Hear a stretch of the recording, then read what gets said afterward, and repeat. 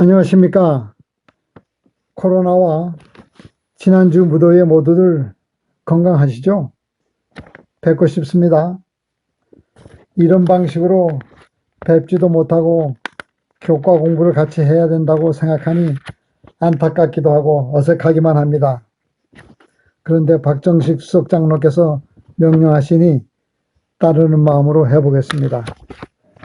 오늘은 제9과 5월 30일 교과 성경의 토대를 이루는 창세기 2탄입니다. 먼저 기억절을 보겠습니다. 시편 19장 1절입니다.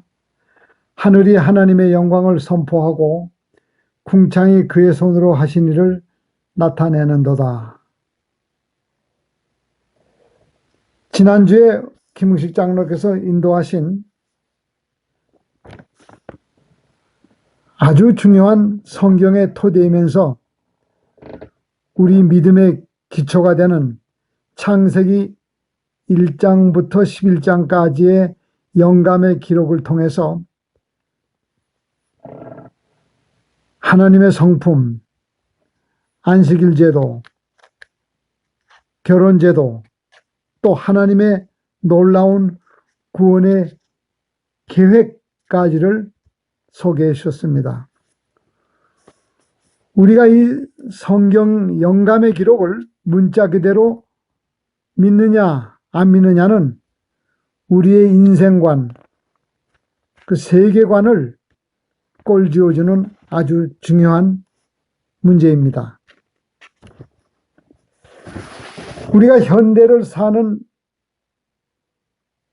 우리들이 그 도전을 받고 있는 문제들이 여기 한 두 가지를 소개해 보겠습니다. 성경은 비과학적인 책인가? 또 성경의 기록은 이방 주변 민족의 설화에서 빌려온 것이 아닌가? 라는 것입니다. 그러나 결론은 아니다라는 것입니다. 분명히 아니다.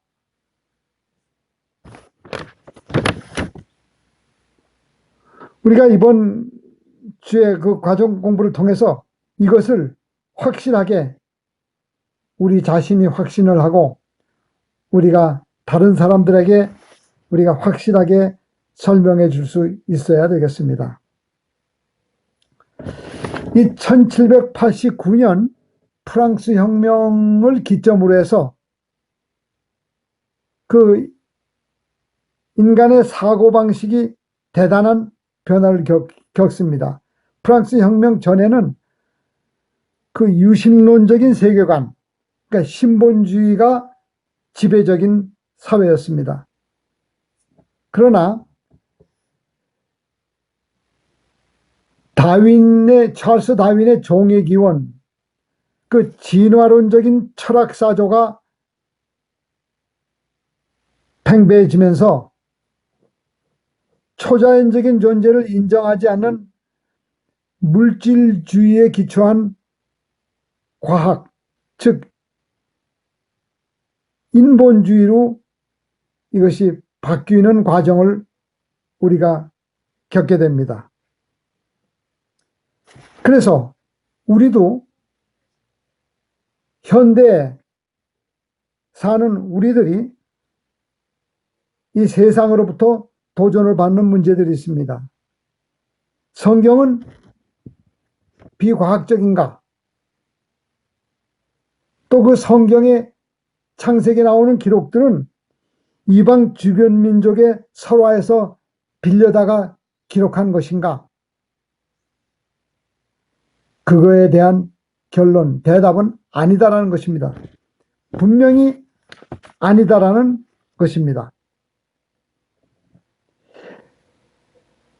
이 프랑스 혁명을 기점으로 해서 우리가 사람들의 사고가 성경적인 그 토대로부터 점점 멀어지게 되는 그러한 시대에 우리가 지금 살고 있는 것입니다. 자, 그러면 우리가 먼저 일요일서지를 보겠습니다. 일요일서지의 제목은 평평한 지구. 자, 먼저 그 성경제로 한번 보겠습니다. 욥기 26장 7절로 10절입니다.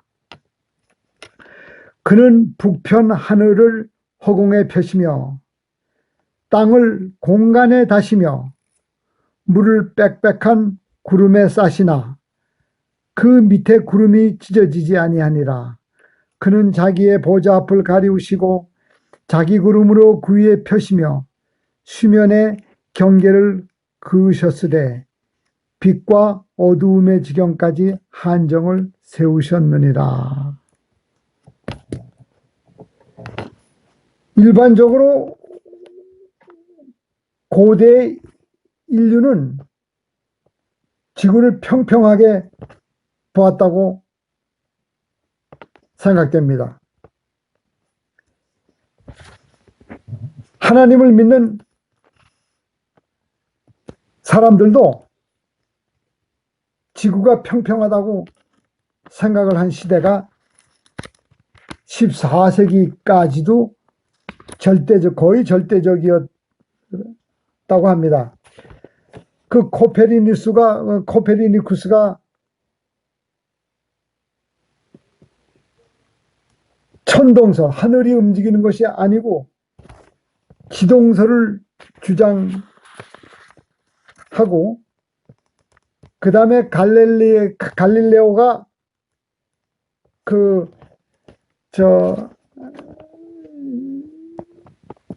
재판을 받게 됩니다. 그 하나님의 그 원리를 반대하는 논리를 폈다고 해서 그 재판을 받았다고 합니다. 그런데 그 당시는 천동설이 당연한 상식으로 여겨졌던 시대였기 때문에 그 지구가 돈다는 것을 주장한 갈릴레오에게 아마 어마어마한 그것을 계속 주장하면 그 아마 사형에 처해지는지, 그 재판을 받고 나오면서 재판을 받으면서 아마 그것을 자기의 주장을 그렇지 않다고 했다고 합니다. 그런데 나오면서 재판 끝나고 나와서 자기의 제자에게 그래도 지구는 도는데 라고 했다는 그 얘기를 들어보신 적이 있으시죠? 그런데 우리 오늘 여기 욥기가 기록할 당시는 아주 오랜 그 옛날 고대인데, 그가 여기에 영감의 그 영향을 받아서 그 여기에 기록한 것을 보게 되면 북편 하늘에 허공에 펴셨다. 이 창조의 과업을 펴시고 땅을 공간에 다셨다고 하는 기록을 볼 때 분명히 그 하나님께서 어떻게 하셨는지를 이 우리 성경에 분명히 기록을 해 주셨습니다. 또 우리가 이사야서 40장에 보게 되면 땅 위에 궁창에 앉으시나니 땅에 사는 사람들은 메뚜기 같으니라. 그가 하늘을 차일같이 펴셨으며 거주할 천막같이 치셨다고 그 말을 했습니다. 우리가 이런 것을 볼 때에 성경이 절대적으로 지구가 평평하다고 기록됐다고 누가 반박할 수 있겠습니까? 그런데 우리가 이 성경에서 이 계시록에 나오는 땅 네 모퉁이, 또 사방의 바람, 뭐 이런 것을 통해서 성경이 땅이 평평하다고 주장을 하는데, 이것은 은유적인 표현으로서 동서남북을 표현하는 것이며, 그 다음에 또 우리가 해가 떠올랐다, 해가 졌다, 그건 우리가 상식적인 보통 사람들이 말하는 상식적인 얘기입니다. 지금도 우리가 지구가 분명히 돈다는 것을 알면서도 우리가 해가 떴다, 해가 졌다 얘기하지 않습니까? 그러니까 그런 걸 가지고 이 성경이 평평한 옛날식으로, 아주 고대 옛날식으로 한다고 말할 수 없는 것입니다. 그 다음에 우리가 원료의 소지로 넘어가 보겠습니다. 고대 문학 속에 나타난 창조. 이 성경이 기록될, 그 모세가 성경을 기록할 당시 그 고대 근동 지방에는 여러 문명이 있었습니다. 바벨론, 애굽, 이러한 그 문명들이 있었는데, 그들 나름대로의 창조 얘기가 그들의 역사책에 설화에 아마 나와 있었을 것입니다. 그런데 그것을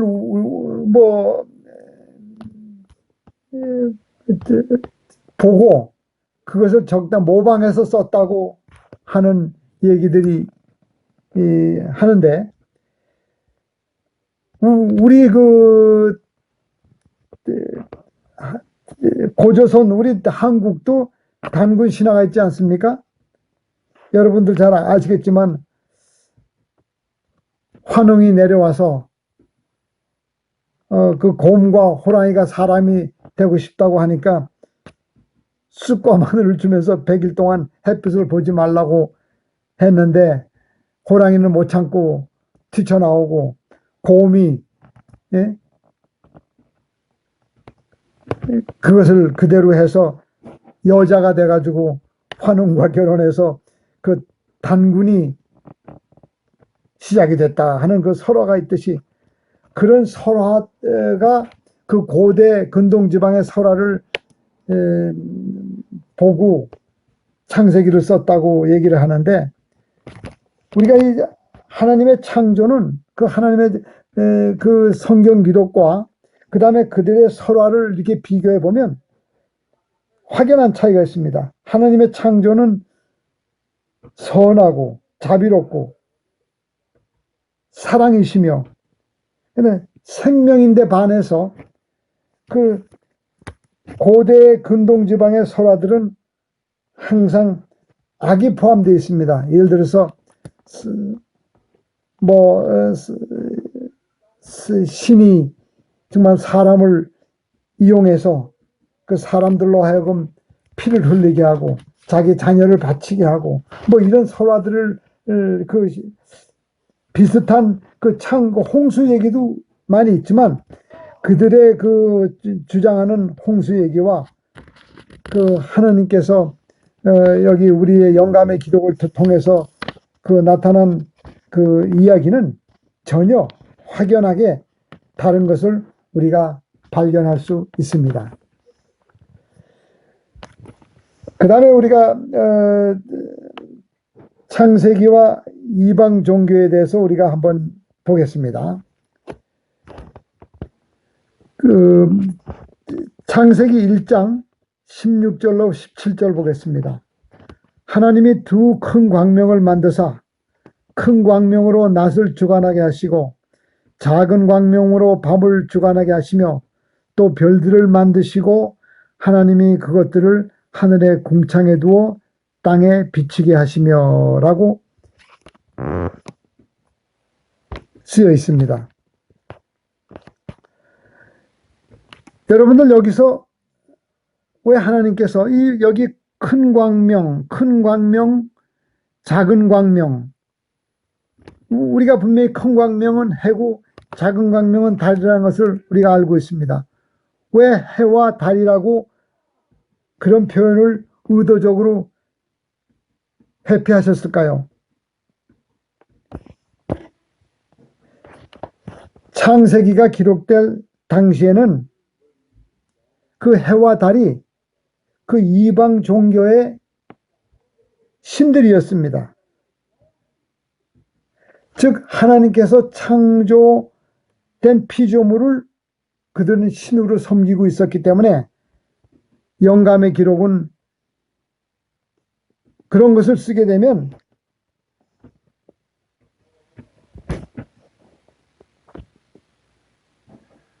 그들의 신을 기록하는 것이 되기 때문에 이 해와 이 큰 광 해와 달은 신적인 존재도 아니고 경배의 대상도 아니라는 것을 암시하기 위해서 확실히 그렇게 쓴 것입니다.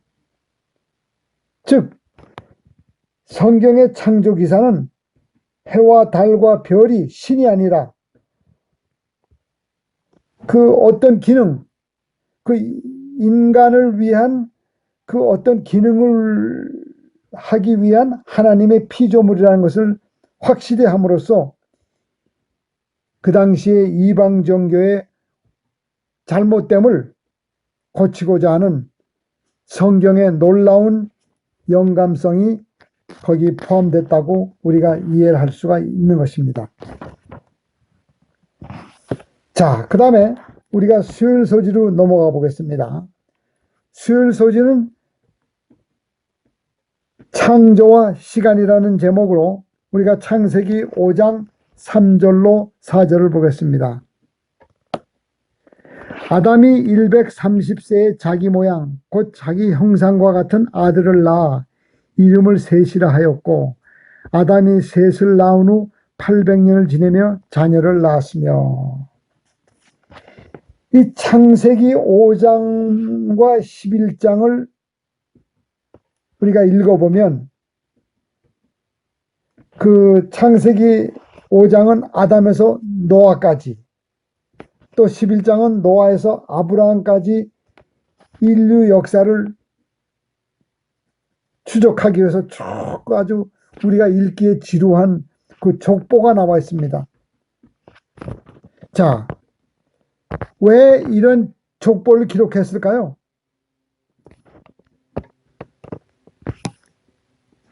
이 족보는 이 시대 시간을 우리가 쭉 추적할 수 있는 가장 중요한 자료입니다.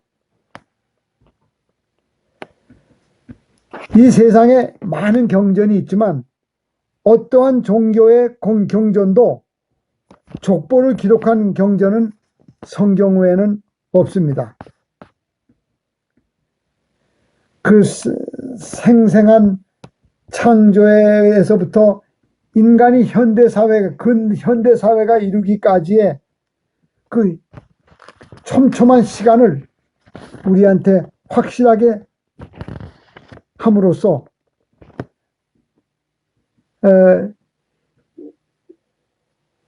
정말 이거는 적당히 만든 꾸며낸 얘기가 아니라 시간과 더불어 펼쳐진 그 역사를 생생하게 보여주는 것이 됩니다. 그 아담이 여기서 930살을 살았다고 했는데 930살을 살면서 그 무두셀라는 아마 새까만 손자죠. 그렇지만 손자지만 증손이지만 아담과 같이 동시에 살은 사람입니다. 그래서 아담으로부터 그 창조에 대한 얘기를 분명히 전해 들었을 것입니다. 또 노아도 무두셀라로부터 창조의 얘기를 분명히 들었을 것입니다. 이러한 자기의 조상들로부터 들은 생생한 창조의 내용을 기억하는 것이 쭉 이어져서 그것이 모세가 영감의 기록을 통해서 영감을 받아서 기록한 것으로 우리가 확실히 알 수 있는 것입니다. 여기 영감의 교훈을 좀 보겠습니다. 과학의 가정적 추론은 얼마나 자주 정정되고 폐고되고 있는지를 고려해 보고서도 우리의 혈통을 미생물, 연체동물, 원숭이로 추적해 갈 수 있는 특권으로 인하여 하나님이 자기 형상, 곧 하나님의 형상대로 사람을 창조하시니라는 단순하고 장엄하게 선언된 성경의 말씀을 내어버리는데 우리가 동의할 수 있겠는가라는 것입니다. 정말 확실한 그러한 기록을 통해서 우리가 더욱 확신을 갖게 될 수 있는 것입니다. 자, 그러면 우리가 이 성경 우리가 지금 우리가 하는 공부가 뭐냐면 성경의 해석학입니다. 성경을 어떻게 우리가 해석해야 되냐? 그 성경의 통일성을 우리가 어떻게 발견할 수 있느냐?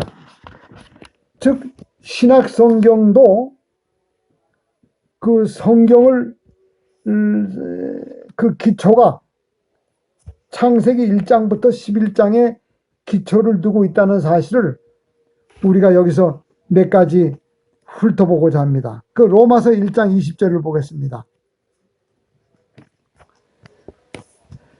창세로부터 그의 보이지 아니하는 것들 곧 그의 영원하신 능력과 신성이 그 만드신 만물에 분명히 보여 알게 되나니 그러므로 저희가 핑계치 못하리라.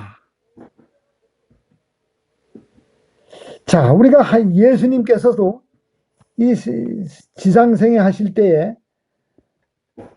마태복음 19장 4, 5절에 예수께서 대답하여 가라사대 사람을 지으시니가 본래 저희를 남자와 여자로 만드시고 이렇게 기록하시면서 창세기에서 하나님께서 남자와 여자로 창조하신 것을 역사적인 사건으로 증언하셨습니다. 그 다음에 또 마가복음 10장 6절로 9절을 보게 되면 하나님이 그 짝을 지어 주신 것을 말씀하시면서 사람이 임의대로 나누지 못한다고 말씀하셨고 또 요한복음 1장 1절로 3절을 보겠습니다. 태초에 말씀이 계시니라. 이 말씀이 하나님과 함께 계셨으니 이 말씀은 곧 하나님이라. 즉 모든 창조의 기원이 그리스도께로부터 있음을 말하고 있습니다. 또 야고보 3장 9절